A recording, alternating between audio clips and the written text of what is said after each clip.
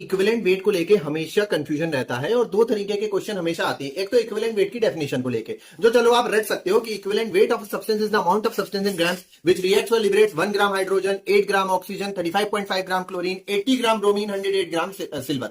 तो ये तो हो गई डेफिनेशन, लेकिन इसके अलग अलग इक्विवेलेंट वेट के अलग अलग फॉर्मुले होते हैं डिपेंडिंग ऑन कंडीशन। जैसे पहला फॉर्मुला मैं डिस्कस करता हूं, इक्विवेलेंट वेट ऑफ एलिमेंट। किसी एलिमेंट का इक्विवेलेंट वेट अगर कहीं क्वेश्चन में यूज हो रहा हो, न्यूमेरिकल में यूज हो रहा हो या पूछ ही लिया जाए, तो आपको फॉर्मूला याद रखना है atomic weight upon valency. Atomic weight उस एलिमेंट का और वैलेंसी डिवाइड में ले जाओ। जैसे मैंने 3-4 कॉमन एग्जांपल्स लिख दिए। क्या इक्विवेलेंट वेट ऑफ ऑक्सीजन, हमेशा ये सोचा करो उसका जो आयन बनाओगे उस पे क्या चार्ज आ रहा होगा। जैसे ऑक्सीजन पे -2 होता है, जो 11th में ऑक्सीडेशन नंबर वगैरह पढ़ चुके हैं उनके लिए कॉमन बात है। तो equivalent weight of oxygen atomic weight 16 upon valency, ये नंबर लिख दिया करो नीचे इररिस्पेक्टिव ऑफ द साइन।